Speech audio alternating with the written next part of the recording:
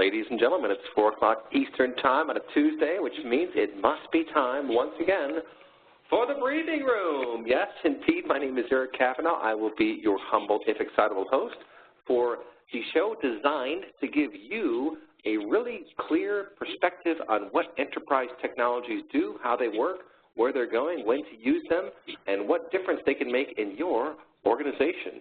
So the topic today is one I've been talking about for about 8 years, folks. It's the exact title is Goodbye Bottlenecks, How Scale-Out and In-Memory Solve ETL. So we're going to talk all about integration, and lots has changed, I can tell you that. So there's a slide about yours truly and enough about me.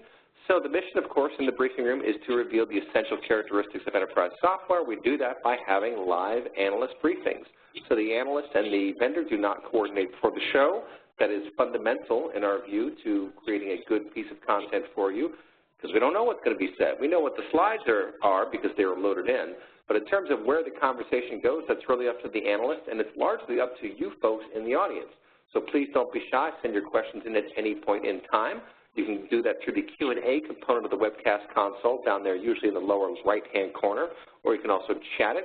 You can also tweet to us with the hashtag of BriefR. You can certainly see yours truly on Twitter quite often. I love that stuff. It's a lot of fun. And it's a great way to keep in touch with people and to really get one-on-one interactions with people out there who you respect and want to learn from. So August, real-time data. Yes, indeed, it's August already, and this is year 6 of the Briefing Room. Time flies when you're having fun, folks. So we do different topics each month with the idea being we're trying to give you good apples-to-apples comparisons in different kinds of spaces or disciplines. It can be difficult sometimes. A lot of tools are unique in their perspective and kind of where they fit in the marketplace. But the idea is really to help you all understand what's happening, because let's face it, if you're going to buy an enterprise technology, it's usually not inexpensive, and you want to make darn sure you're getting the exact product that you want. So let's talk about ETL. You know, for years I've been saying stop the madness, by which I mean if you think about how much data gets extracted, transformed, and loaded in large organizations, it's just dizzying.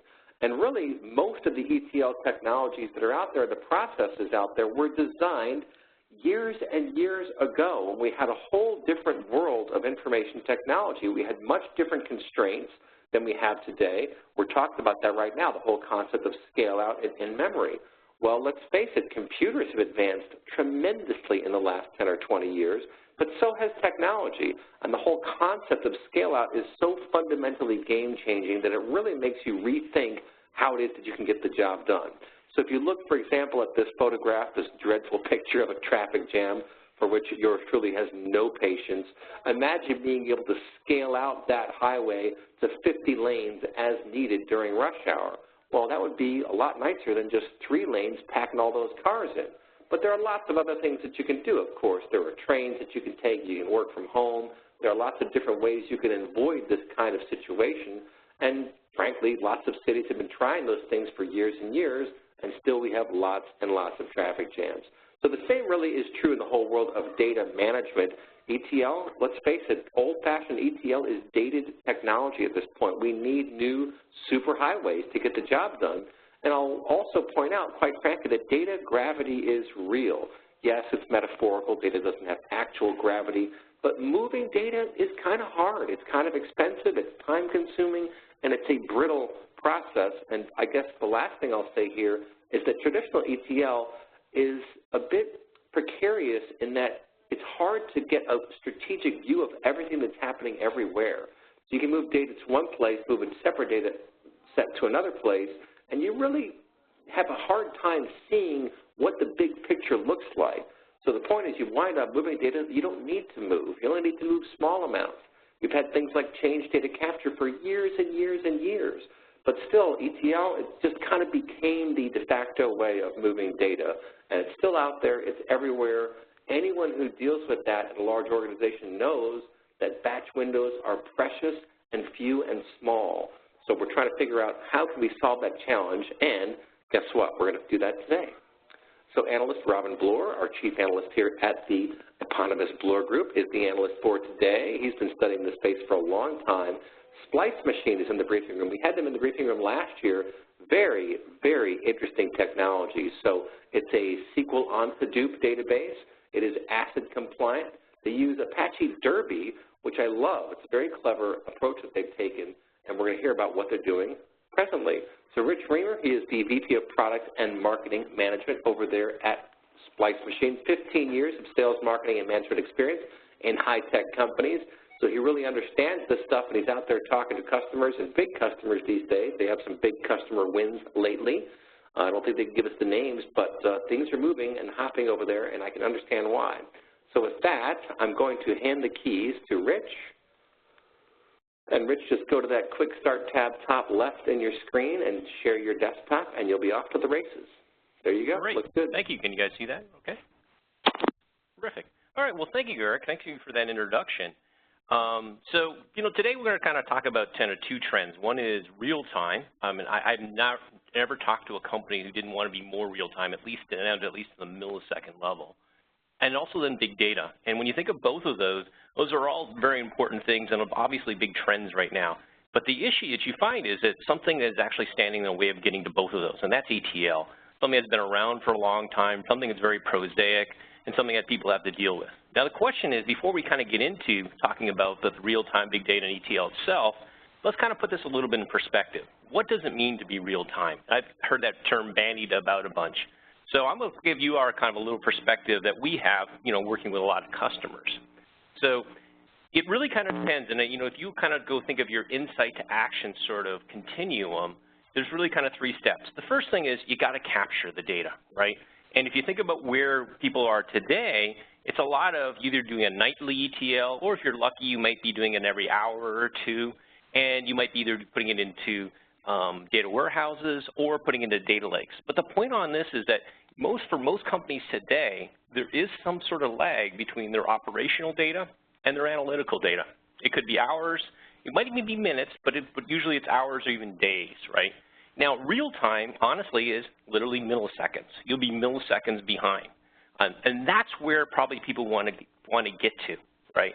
Now, that's kind of the crawl, and we'll talk about this in this perspective. The next step is once you've captured the data, you'd want to analyze it, right? Now, going back to some of my experience working at Zynga, in Zynga we had, very large games, and we probably had about 5 million daily active users in there, and we were generating like 30 or 40 terabytes of data a day with all kinds of A/B testing, right? And what we would talk about, and you'll hear some people talk about, oh, it's real-time reports. Well, real-time, they mean interactive. In other words, when you run the report, hopefully that report comes back in a few seconds, so not so long that you want to get up and go get a coffee, right? But even if that report is, quote, interactive and, quote, real-time, it's on old data, right? And then once that data scientist or that product manager gets that data, they're going to analyze it. They're going to try to come up with some recommendations on it. And usually there's definitely another set of lags. So not only is the data old, right, now you've got some processing and analysis time that goes in there. Now, obviously where people are trying to push it to make this much more real time is getting machine learning there and actually truly automating machine learning. But you got to be careful. I mean, if you're familiar with machine learning, if you're familiar with analytics, you've got to understand that there's always possibilities of making mistakes. Like, for instance, you've probably all heard about the old sort of beer and diapers, right? It turns out if you look at the data, beer and diapers get bought a lot very often. For instance,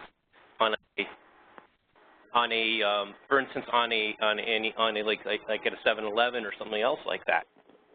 So, in any case, if you had say the beer and diapers, you'd think that, oh, wait a minute, looking at the data, anytime someone wants to get beer, they should get diapers. Well, that's not the case.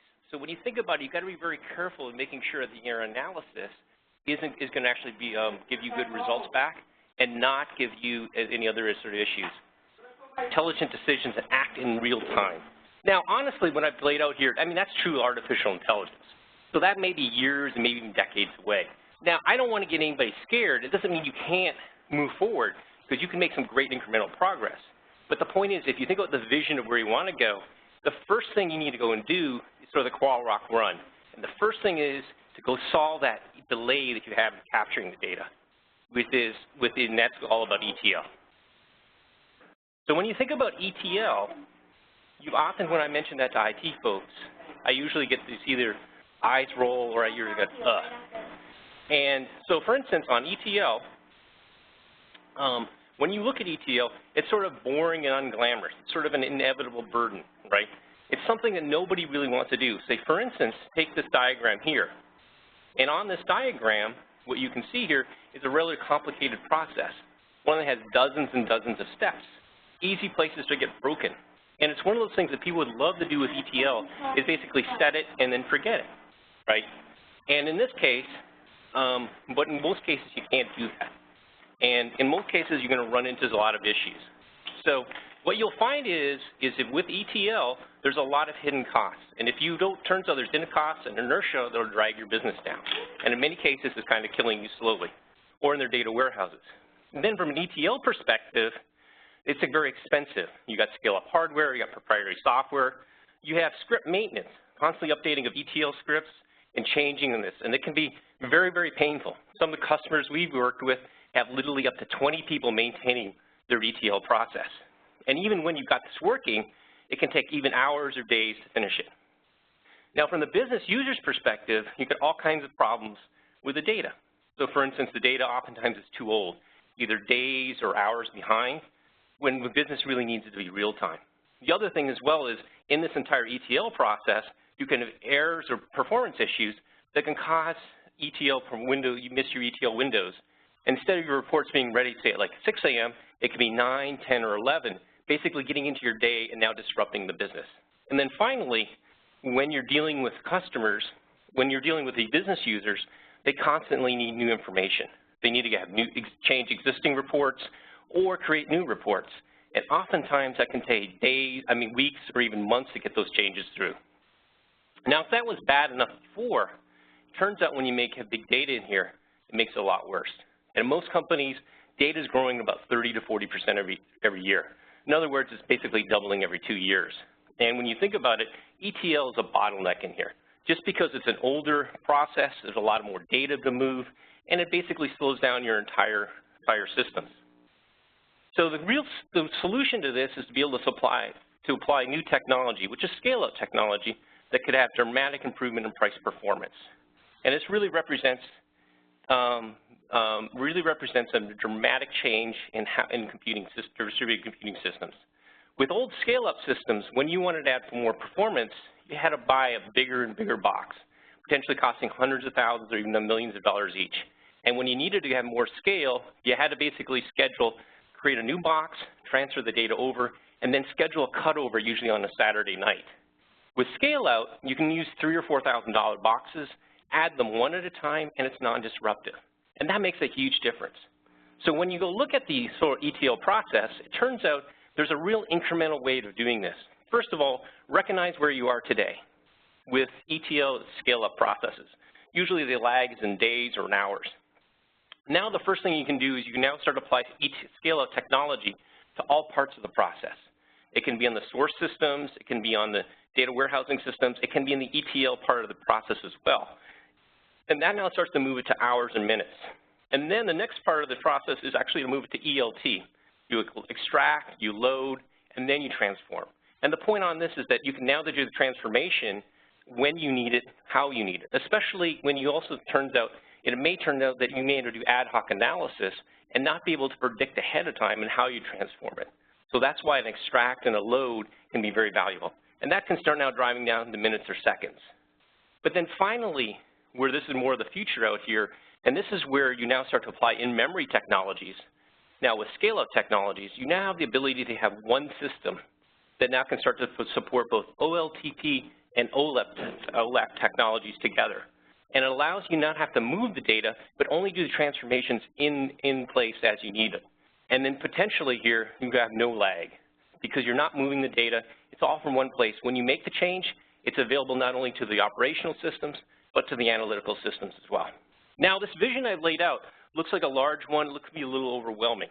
Now, it turns out it's actually relatively straightforward to get started in this. Again, take an incremental approach to get you there. So let's start with what, sort of a reference architecture, what a typical data processing pipeline looks like. So when you think about it, what we've seen in a lot of customers, as I mentioned before, you have operational systems on the left. You'll have an ETL system, usually scale up, extracting the data. Then oftentimes there's an operational data store which will be doing some additional transformations in here, and then providing some of that operational data to offload operational reports, or even deriving mixed workload applications.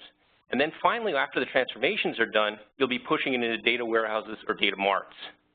Now, the first place that we've seen that people usually want to get started is oftentimes you're not necessarily want to go and replace your OLTP systems for scale out because of how mission critical they are, and also depending on the technology you have here, you may not want to start here. So the first place that we've seen people definitely start is to start to replace their older ODSs with an operational data lake. So a data lake, as you mentioned before, is something where not only is it a place where you will store data in its native format, an operational data lake now implies that you have the ability to be able to support operational applications as well. And the advantages that you'll start to see here is it's 5 to 10 times faster, one quarter of the cost or 75% less cost. But just as importantly, from an operational perspective, it's much easier to do scalability. It's elastic. It's easy to add and remove scale as you need it. And in addition, not only can it provide support for structured relational data, like an old operational data store, you can now also support unstructured data as well. So one question you might ask is, well, why would I need to have an operational data lake? And as I mentioned back here, going back here for a moment, an operational data lake takes a relational database like Splice machine and puts it on top of Hadoop, right? And one question some people might ask is, well, why can't I just go ahead and replace my operational data lake, my operational data store with just Hadoop alone? Well, it turns out when you do this, for instance, when you do just Hadoop by itself, what happens is Hadoop, as you're probably familiar with, is it's basically an append-only or write once, read many times type of system. So as you're going through, say, for instance, you have a 12-step ETL process, you find that you have data quality issues, or in step 7, you happen to have some errors, and it turns out you need to fix those errors. With Hadoop, you'd have to basically stop at step 7, restart completely, and if you're 2 hours in, you're now going to be 2 hours late. Now, with a system like Splice Machine, as we'll talk about tomorrow, is a full relational database with transactional capabilities. If you're in step 7, you can put each one of the steps and even sub-steps in transactions. And if you fail on one step, no problem. Just roll it back. The data's in a consistent state, and you can continue moving forward. So literally, you could recover in seconds, milliseconds to seconds from an error and continue processing. So the other advantages we have is we have SQL-based transforms, so it's much easier and much more straightforward. You don't have to write MapReduce. You're going to have much better data quality because you can actually make it operate even to a single record without having to reload all the data. And as I mentioned before, you can recover from any sort of issues with transactions without, again, having to reload all the data. Another advantage of also doing with Splice Machine on this with a relational database is it also supports the relational data in its native format. So if you think about it, that's actually one of the big issues with a traditional sort of Hadoop alone to their data lake, is that when you take relational data into Hadoop, you've got to store it first as flat files. You've got to infer some schema, say like an age catalog. You'll then have a query engine go and query it, and then you have the BI tools access that information. With a Splice machine, you can take relational data into relational database and then query it directly. So there's a lot less complexity, a lot less cost, fewer translations, much better data quality that you're going to see using a Splice machine in this case. The other thing as well is that one of the things that this operational data store will provide you, one of the capability as part of also your ETL process here is you'll also have the ability to be able to use data as you need it. One important thing to understand here is as you're using the data is that you're going to need to apply schema. Now you may think, oh, wait a minute, I've got unstructured data, but it turns out structure or schema is required at some point. The question is when do you apply it? So with an operational data lake, for instance, if it's structured relational data, you should probably apply it on ingest because it's already structured. You might as well keep it structured and you can have that data there. On other types of data, for instance, let's say, like maybe say you're in a call center and you've got truly unstructured data like voice or video recordings, and what you can do there is you can dump them into Hadoop right away, and then maybe on a periodic basis, like say on a nightly basis, you can go and convert some of the voice files into text. And then, for instance, and then store that text in for easy querying into a structured repository. And then lastly, the third is if you truly don't know how you're going to use this data, it's truly ad hoc. What you're able to do here on this is actually apply the schema or structure that data right when you actually run the query. That'll slow it down, make the query slower, but then it gives you ultimate level of flexibility. And in this case, you can actually be able to run, like saying, for instance, write MapReduce and run a query that go against your unstructured and your structured data in real time.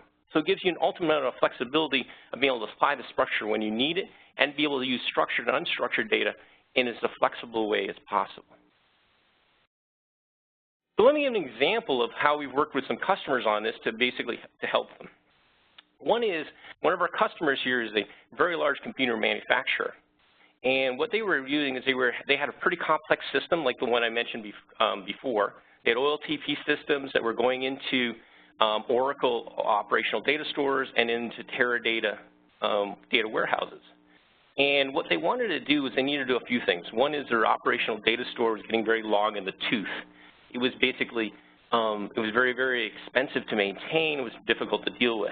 The second one thing they wanted to do is they were doing ETL processing and analysis of their unstructured data. Now, it turned out that this process became very, very cumbersome, as I'll talk about in a moment. And then the third is they wanted to, from that ODS, be able to support a real-time OLTP application for the global tech support. And the global tech support application needed to be able to access data from the ERP, CRM, and supply chain information as well, so in one consolidated place. The issues they were really running into is that Oracle and Teradata were just way too expensive to scale.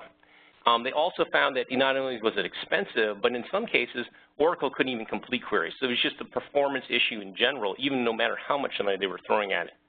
The other issue as well is that the operational data store was only being able to support about 7 days worth of data, where they really needed to have about 180 days worth of data. And from an ETL perspective, going back to this, because they were trying to run this on Hadoop alone, they were looking into it, they were basically missing their ETL window. And here what was happening is they would again run into errors in their ETL processing pipeline, and they'd have to restart. So in a 4-hour ETL window, 2 hours in, they'd run into a problem, have to reload, and now everything would be delayed at least 2 hours. And that was very, very problematic for them. And was actually creating a lot of sort of business issues of being able to respond quickly to the customers. So what we were able to do here was actually replace the Oracle operational data store, and we were able to become about 5 to 10 times faster, including completing the queries that Oracle wasn't able to do. We were about 1/4 of the cost because we could use commodity hardware, and most importantly, we could do incremental ETL processing. You could fix data quality issues. You could recover from from ETL processing failures, and do that without having to reload all of the data. And this was a huge win for them. And that clearly now, from a perspective of, as we'll talk about more later, this was on the first step for them, was replacing the operational data store. And then, as we'll talk about in a moment, we'll actually be able to have, working with customers, be able to actually provide them with a single system going forward with in-memory technology that allows you to get to the transforms only. And I'll talk about more of that in a minute. So what I've talked about here is the ETL and operational data lake is only one of many sort of use cases that where a Splice machine can be used. One is in digital marketing, obviously, because when you think about it, you've got hundreds of millions, and not even billions of consumers generating thousands of clicks a day, and she generates a tremendous amount of data across the very many different types of channels. Internet of Things is an area that's emerging, where you're starting to see a tremendous amount of data being collected, and you want to be able to do real-time processing on them. Precision medicine, where you want to look at genomic information, device data, and electronic medical records, as well as fraud detection, especially when you want to detect fraud in real time, and even, for instance, like in credit cards, take into account location information. So who are we? I think, Eric had mentioned this before. What we are is we're a Hadoop RDMS. So think of like a MySQL or an Oracle database, but with the ability to scale out on commodity hardware, in this case, using Hadoop. So the other things that we also have is we're fully transactional. So just like you'd expect with a MySQL and Oracle, you can be able to update multiple rows and multiple tables in a reliable fashion and roll back if you run into issues. It's full ANSI SQL, so it's very easy to be able to leverage all your existing code, all your existing people, and as well as all your existing applications as well. And it's also very flexible. So as a general purpose database, it can support both operational and analytical workloads. And the reason why people are really excited is, especially compared to like an Oracle, it's easily 10 times better price performance, 5 to 10 times faster at a quarter of the cost. Now, how did we create Splice Machine? Well, we started with 2 proven building blocks. We needed 2 things. One was for SQL and the other one for scale up. We started with Apache Derby because we needed a Java database that would integrate very tightly with the Hadoop stack, which is Java-based as well. And what's nice about it was an ANSI SQL 99 database. Now, we started with that, and started with Apache Derby, and we took out a storage layer, and we made HBase a storage layer. And HBase is the scale-out technology that we use. The reason why we selected HBase, which is part of Hadoop and HDFS, is that it provides the ability to be able to scale into dozens of petabytes. And for instance, Facebook Messages, which uses HBase underneath, goes into billions upon billions of messages a day. So you'll be very hard-pressed to find a technology, a real-time operational technology with auto-sharding that can scale at the level that HBase has. Now, the way it works on this is that we've actually provided a true shared nothing parallel processing architecture. And what it does here on this is that, for instance, when a query comes in, you can connect up to any one of the nodes. We parse it, we put a plan together, but what we then do is we actually take that plan and we push it down to each individual data shard, which is a chunk of the database table, and we push that plan down here and we execute locally. That's known as pushing the computation down to where the data is. And that's really critical in a distributed system because you don't want to have to move that data because the data is so large that would take too much time. And then at each instant, for instance, if this is a sum, we can be able to calculate the sum at each individual data shard, calculate that, push that back, and then be able to generate the result back for the client very quickly and easily. And so this actually provides terrific performance and it enables to leverage the proven scalability of HBase underneath. We have ANSI SQL 99 coverage, so everything you'd expect, for instance, like transactions, subqueries, triggers, user-defined functions, all the capabilities. And I think probably the most important thing about Splice Machine is we actually have a truly distributed lockless transactional layer. So when you think about HBase itself can do actually a single row update in an atomic action, but it can't do a multi-row, multi-table transaction with a rollback. And that's something we've added. And this is actually based upon some cutting-edge research. We looked at what Google was doing with what's called the Percolator project, where they basically added snapshot isolation, a form of multi-version concurrency control, to Bigtable, which is basically the predecessor or the inspiration for HBase. We looked at work that was done at Yahoo Labs and as well as University of Waterloo. We took that research, we hired some of the key people from those projects, and we extended that. And that's become the basis of the patent-pending technology that we have today. And that's been really critical for real, and that's one thing that really kind of separates us from many of the other systems out there, is that the robustness and the capabilities that we have in our distributed transactional layer. So this has actually been, it turns out that this has actually been recognized across the board by many companies like Information Week, Fortune, as a really very innovative approach and an innovative and very compelling alternative to the databases like Oracle and IBM DB2. We were recognized as a Gartner Cool Vendor Award, and just recently we were actually recognized by InfoWorld in a top 30 technology, and #1 on that list was the iPhone 6. So we were actually very pleased to be in that very elite company as well. And it turns out to build this, we have a great engineering team, but we've also assembled a rock star set of advisors as well. So for instance, Mike Franklin, as it turns out, he's actually the head of the computer science department at UC Berkeley, and he's also one of the founders of Apache Spark. And I guess I mentioned that before. That's something that we're actually looking into now, is actually embedding Spark capabilities into Splice Machine to be able to provide a very robust in-memory technologies that would allow us in the future to be able to support both OLAP and OLTP workloads all in one system, especially very, very high-end OLAP workloads. We also have Roger Bamford, one of the principal architects at Oracle, the father of Oracle RAC. He actually started back in 1981 at Oracle, so he's been a great person to have, and especially recognizing all the things that have been done by Oracle Database. Rian Namach, he's one of the co-founders of Times 10 database, one of the first commercial in-memory databases. Abhinav Gupta, who's a VP of Engineering at Rocket Fuel, runs over a 15 petabyte AH-based cluster. And then finally, Ken Rudin, who's the head of analytics at Facebook. So these people have really helped to make sure that we've created a product that's not only very technologically sound, but also very, very compelling as well.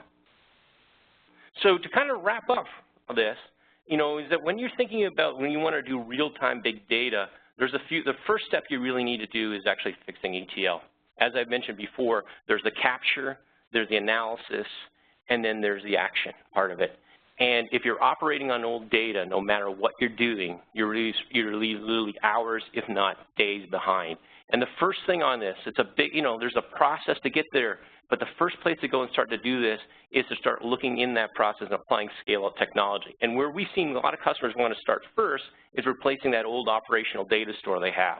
And typically, especially if it's powered like by Oracle, easily we can provide a 5 to 10 times faster performance at a quarter of the cost.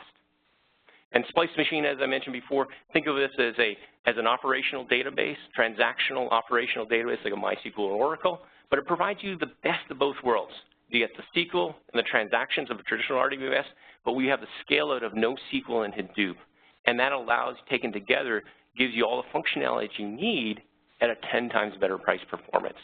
And over time, where we are heading right now is we're in the process of integrating in-memory technology from Spark that now will also allow you to have the big capabilities of being able to support OLTP and OLAP in one system in a highly performant way.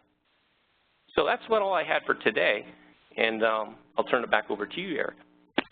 That is fantastic stuff. Thank you for all the details, too, on the architecture and the technology that you put together. I think you did a good job of kind of showing the big picture and where it is that you've addressed your software. It's a very clever approach, I have to say. It's very, very interesting. Let me go ahead and queue up Robin's first slide here, then I'll hand the keys over to him. And there it is. And with that, Robin Bloor, the floor is yours. Okay, well, thanks, Eric. That was a very fascinating presentation, actually. And I've been briefed by Splice Machine before quite a while ago, and it's moved. To me, it's just fascinating in the sense that if they were capable, if Splice Machine was capable of doing this 9 months ago, I think, which is the last time I talked to them, and I didn't know about it. But I guess it's just all, the evolution of what's going on. Anyway, I thought for today that I would just, if you like, I would just go along with that particular flow, because what appears to be happening, it's not just Splice Machine, but Splice Machine is an excellent example of it, is that the life of the data lake is changing, The question, that starts to occur to me is, Hadoop has become the de facto processing environment for big data. Aside from doing archive, the initial applications were, first of all, ETL of one sort or another, and then the big data applications, and then the analytical applications that go hand in hand with big data, And while we can't say that it's reached a level of perfection yet that challenges existing players in the big database market, it's certainly come along leaps and bounds, And the question I'm asking here is it going to become the de facto environment for all server computing? And I'm asking this question simply because of, leafing through the Splice Machine presentation and seeing stuff that I've just never seen before. So this is just the idea that what would happen if you actually did have the whole Hadoop, or at least the Hadoop ecosystem, taking over the world. It would have to chew up big data and analytics, but it's pretty much already done that. Real-time analytics, with the advent of Spark, it's not what I would call leading-edge real-time, but it's very, very low latency analytics can certainly be done on Hadoop now. OLTP, well, the only example I have of that is Splice Machine, but Splice Machine has done something very interesting, and we will be talking about that. Document shares, nobody's doing that kind of thing right now, possibly because it's a fairly trivial problem compared to the other things that are being attempted, but I imagine that that'll actually go onto Hadoop at some point. And even Office systems, you know, that Hadoop might one day just become the basis for all of the email and communication systems that people run. It's actually possible, you know. The map, by the way, is the full extent of the Mongol Empire, which included Moscow and the whole of the Ukraine, most of Turkey, and pretty much everything east of there until you get to India. You know, and that's the idea that came into my head when I started to think of what Hadoop is actually doing. Well, it's spreading out just like the Mongols spread out, and it really is taking an awful lot of territory. So this is a diagram I drew a couple of years ago in terms of what we were thinking about Hadoop at the time, you know. And basically I had this idea that, you know, that Hadoop would be a kind of general data reservoir where stuff was dropped in, ingested, possibly coming through a filtering, replication, or routing thing, depending on whether it's streamed data or it's just copied data. And then you'd have data preparation and including data cleansing and all of that stuff. Then be local workloads that worked off that, but also worked off, you know, the big data warehouse servers and the specialist data service, which is the NoSQL servers that are much more oriented to kind of object data. And there would be ETL everywhere, data flowing everywhere, and that you would the streams would filter off into special streaming applications sitting over local data, and the OLTP applications and the BI applications would probably all have been, you know, subsetted off of the main data lake underneath, if you like, and the Office apps would be like that. And as I look at it right now, I can see it all being pulled in. You know, it's a strange thing. It's a strange idea to think of that, because it turns Hadoop from being what most people think of it as an ecosystem around a really scalable data store. It starts to become much more like an OS. So this is what I do. It's certainly what Hadoop dreams of, and it may be to some extent what Hadoop ends up doing. This will be data streams coming in from the left side of the diagram, or data sources for ingest, and it will go into this environment. And then we'll have ETL and data cleansing going on in between various, what you call, I guess, domains within that environmental subclusters. There'll be metadata and MDM activities. Certainly there'll be levels of real-time analytics, big data queries, analytics and BI already there, OLTP already there with Splice machine, but, you know, at the moment it's, I think it's a single player. I asked that question, actually. Document and file share in Office systems, that's what it would look like, and Hadoop would actually have to have all the management components. And it sounds very nice, but there's an awful lot of problems to get to that kind of level of use of Hadoop, not least of which is actually splitting it all into independent subdomains and having them communicate with each other. An issue that Rich raised that I've kind of run into several times, which is HDFS is a write once then read only environment. So, you know, an awful lot of what I've described here requires update of data in one way or another. So, really, how do you do that on Hadoop?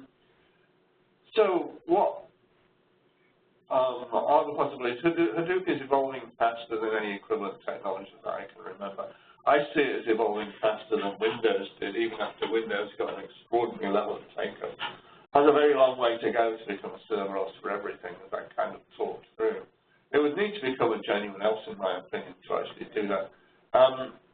One of the things that, what I would say is a kind of problem with Hadoop is that there is no roadmap. The roadmap is whatever arrives in the next few months that might change the game.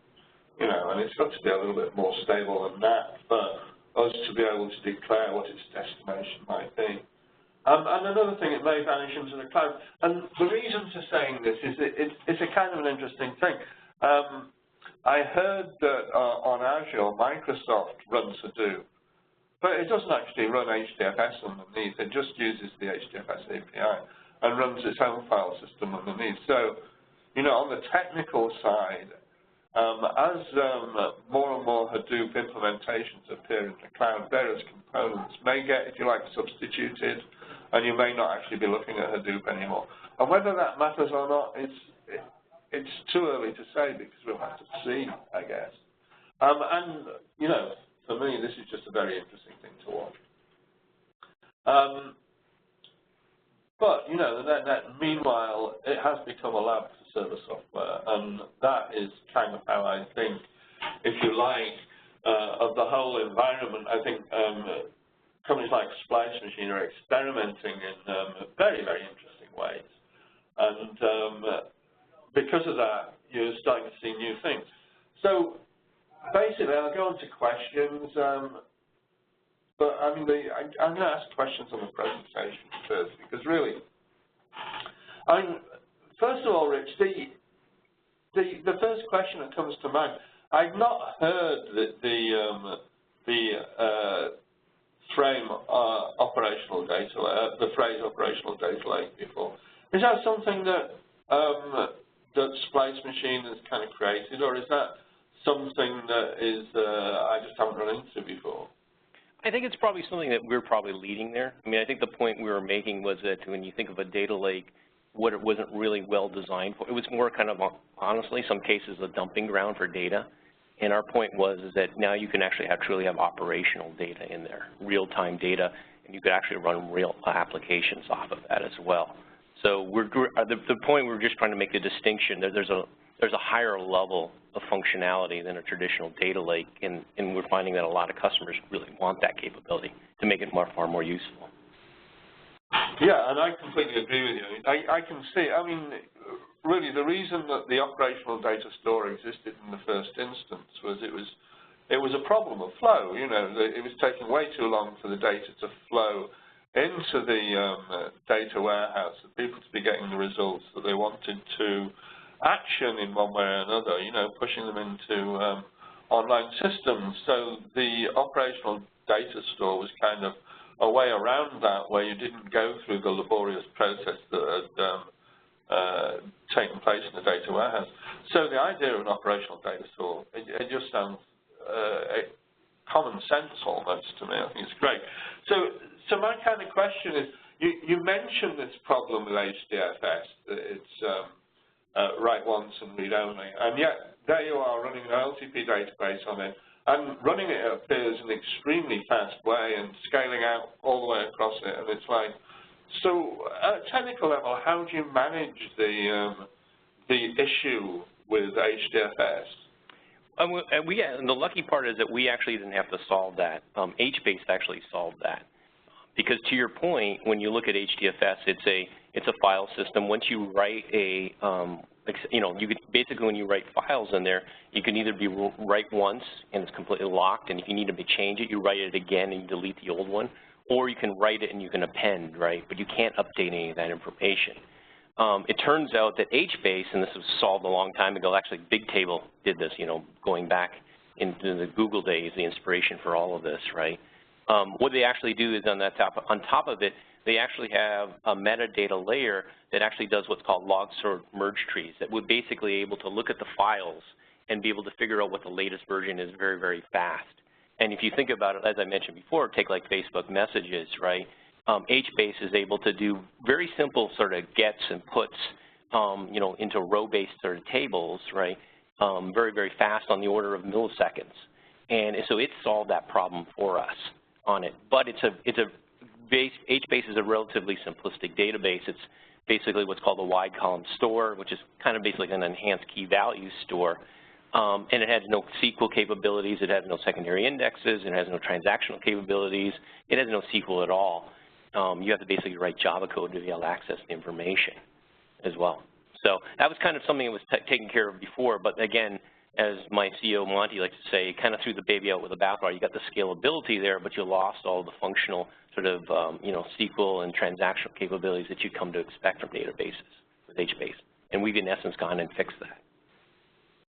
Yeah, that's right. I mean, my other question, technical question, really is, I mean, this is an issue for all databases, whatever they are and whatever they do, is that you have a workload, possibly, you know, a number of processes that are ingesting data and a number of processes that are actually feeling the transactions and doing the transactional workload.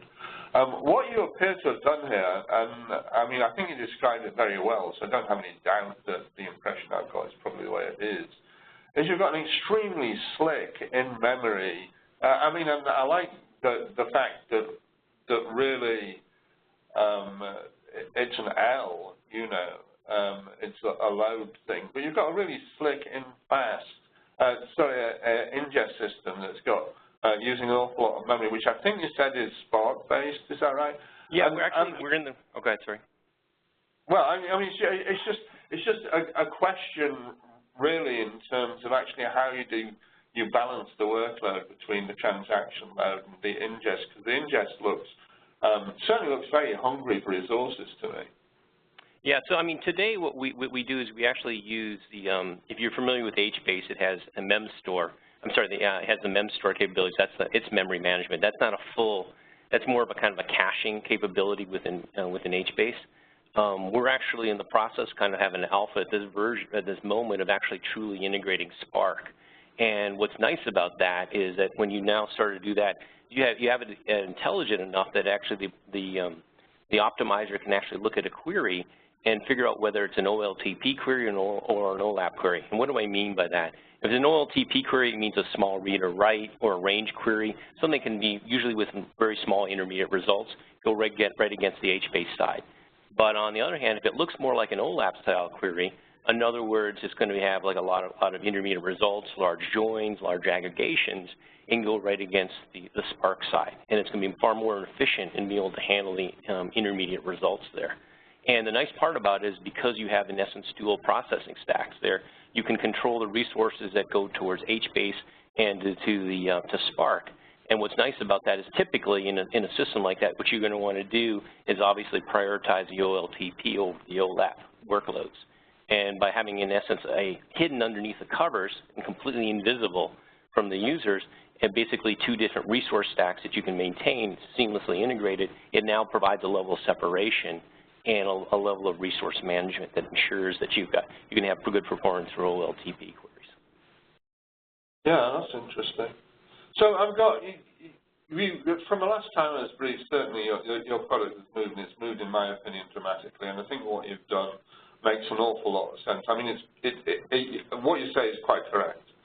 You know, the ETL load has gone up and up, and at the same time, it's a major latency. And for anybody that wants, let's call it near real-time peaks at the information, the ETL itself has become a problem. And that's kind of where the industry is. So I think moving into that space makes an awful lot of sense.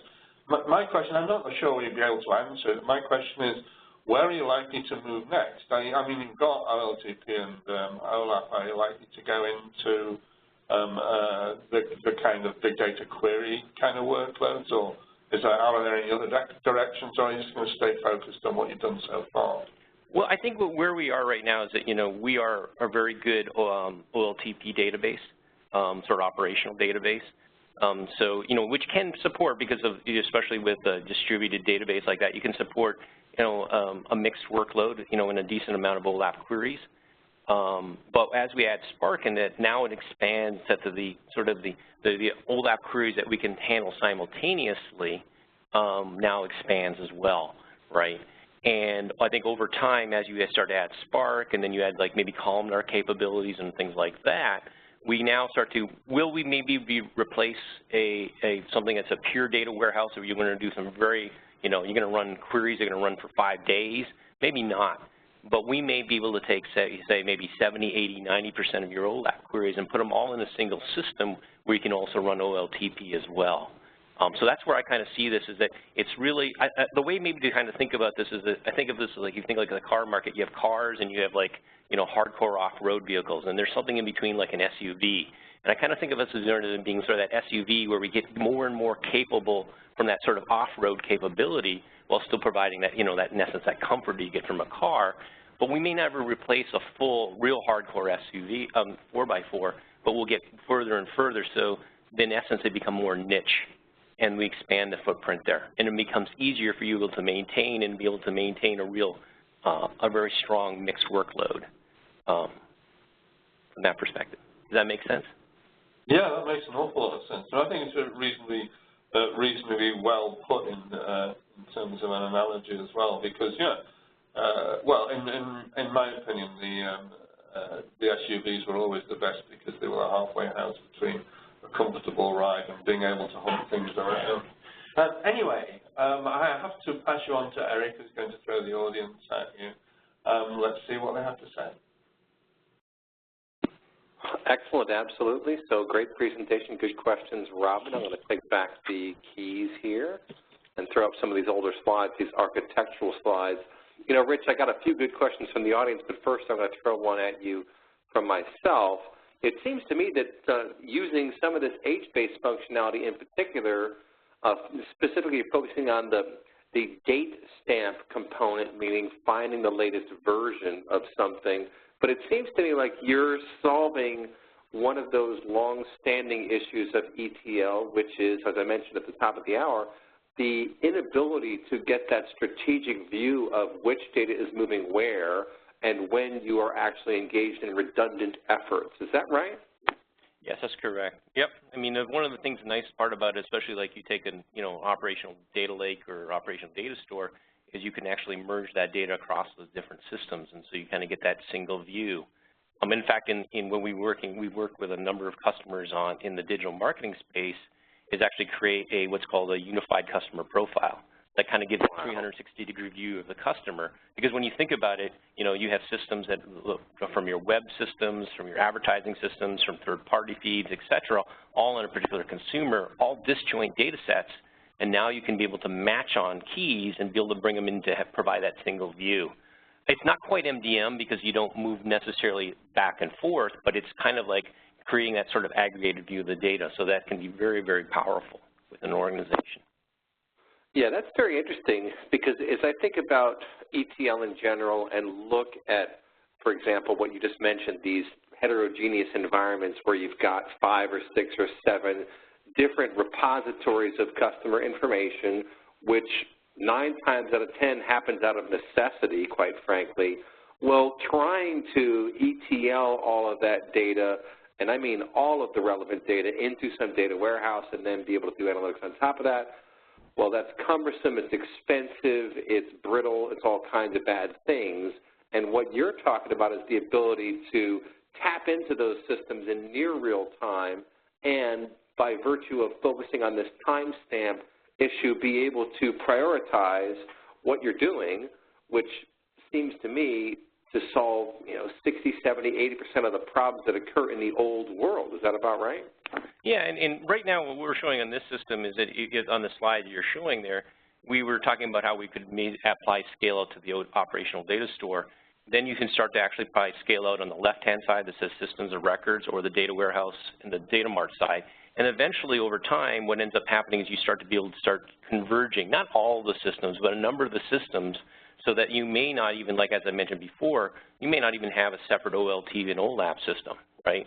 And that can have a major impact on the lags you have, and also that it gets rid of, to your point, all that extracting and loading, which is in many ways is sort of a low value or no value process that you're doing today, just by the legacy of the fact that you have to maintain the separate systems. Yeah, this is really interesting stuff. So, okay, we got a bunch of good questions here. Let me start throwing some of them at you. So one of the attendees is asking, Splice has this SQL user-friendly advantage, but how does the raw OLTP performance stack up against something like Cassandra, for example, and what about scalability there? Yeah, so stacks up very well. I mean, because underlying from a scalability perspective, we use HBase. As if you probably might be aware, Facebook created Cassandra and then abandoned Cassandra in favor of HBase to actually run all out of its operations. So we're talking about on the order of, reads and writes on the order of like 10 to 20 milliseconds with transactional capabilities, and also linear scalability, near linear scalability going into, we've done it into the hundreds, but you know, HBase itself has gone into tens of thousands of servers. That's good stuff. And one of the attendees is asking, you've mentioned Oracle and MySQL. What about DB2 or other relational databases? Absolutely. We were just kind of using Oracle. If you think of any sort of operational relational transactional databases like Oracle, MySQL, IBM DB2, SQL Server, Postgres, any one of those, and we've actually replaced a number of them with customers, we can be a great option. Because when you think about those scale-up databases, once you hit about a terabyte of data, they don't tend to perform very well, and you really end up being in kind of a rock and a hard place. Either you have to go buy some very, very expensive boxes and get diminishing price performance, or you have to actually do what's called manual sharding, which is actually split up the tables manually and then basically have to rewrite your applications.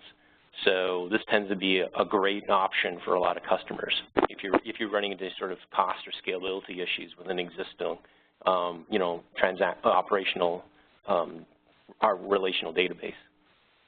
Yeah, no, that's a good point. And you guys have done something very clever, it seems to me, which is to focus on the ecosystem and the environment and not build what you don't need to build, but instead use, well, let's call them best-of-breed open source projects, which I'm sure you had to harden in various ways. And speaking of that, one of the attendees is asking about security. So have you added any security onto this, or are you just using security from other parts of the portfolio? So within Splice Machine, you know, we have privileges that allows at a table level and both at a column level the ability to control what data people can see, and then at a lower level, we're leveraging the security capabilities, both encryption capabilities, both in flight and at rest from HBase itself as well. So you have multiple levels. One is encryption so that we can't attack it, and then more importantly, from an access control perspective, there's authentication, you know, through LDAP, who are you, but then what are you allowed to see, which tables, or even what columns. So for instance, you're not allowed to see a social security number. You wouldn't be able to see that, say, for instance, within a call center. Okay, good. Another attendee is asking, can it consume web services as a source? Yes, absolutely. We have, as far as, and I think actually one of the other questions was, you know, where can you get other data and how you can integrate. We have ODBC, we have JDBC connections. We also have the ability to do, we have a high-speed data import facility that can actually take straight data files. We integrate with, you know, all kinds of tools like Informatica, other ETL tools, as well as obviously like Storm and Kafka from the Hadoop ecosystem. So there are a lot of different ways to get data in and out of Splice Machine depending on what you want to accomplish. Yeah, that's good stuff. Well, folks, this has been a fantastic discussion today. I have to say, I think this is, it's a new kind of product that you've built here, and I think we're going to see a lot of vendors kind of jumping on this bandwagon. But as you know from having been in the industry, Rich, having a head start is a pretty big deal. I guess one question I'd ask you is, from a development perspective, how do you guys stay on top of what's coming down the pike? Because as Robin said, and this just keeps ringing in my ears month after month as we talk to different vendors, there is so much change happening. If you look at just, for example, what Yarn did to the Hadoop environment, decoupling HDFS from the MapReduce paradigm, which, let's face it, is fairly cryptic. It's not the easiest thing in the world to use. So the innovation wave is not over. What do you guys do to stay on top? Are you committers on some of these projects? You keep in touch with them? Programmatically, how do you make sure that you're riding the wave and not going to be overcome by it? Yeah, no, so for instance, like HBase, we are committers there. We're very deeply involved with the communities. With Spark, as I mentioned, we have, you know, Mike Franklin and other people that we deal with there. So it's, I think, you know, it's as with all organizations, it's a leverage model. It's about working and keeping in touch with the right people and getting involved where it makes sense. And the other part is also we've been also trying to be really smart about this, is that we've been very careful to make sure that we work with HBase, and whether it's on any of the distributions, whether it's So we haven't made modifications to HBase itself. So we can, and if we need changes, we'll work with the community to get it done. So we can work with Cloudera, MapR, or Hortonworks, and by basically separating the layers, we can leverage what they're doing, influence, and even change it if we need to, but not necessarily be tied to it or be dragged down by it as well. Yeah, that's a great point. Well, folks, we burned through an hour here and a little bit of change beyond that. Like I said, real-time data all through the month of August. We hope to catch up with you next week and the week after. Then September, Hadoop 2.0. That's what we were just talking about. Things are changing. They're changing quickly, and they're changing dramatically. I mean, folks, I think what we're really seeing here is a slow but iterative rewriting of enterprise software and different pipelines and just different ways of getting things done, and it's going to be a fun thing to watch, I got to tell you. So big thanks to our friends from Splice Machine, and of course our very own Robin Bloor for his time today. And with that, we're going to bid you farewell, folks. We will pass all these questions on to the presenters. So in case you feel your question was not answered, feel free to reach out. Don't be shy. And with that, we are going to bid you farewell. But do catch up with us next week. We got events, I think, every week until the end of the year, with the exception of Thanksgiving and Christmas. So we're booked solid on the briefing room, folks. If you know of someone who wants to be in the briefing room, have them get in touch with us. Send an email to info@insideanalysis.com or just hit yours truly up on Twitter, and we'll be sure to get you in here as we can. With that, we'll bid you farewell, folks. Take care. Bye-bye.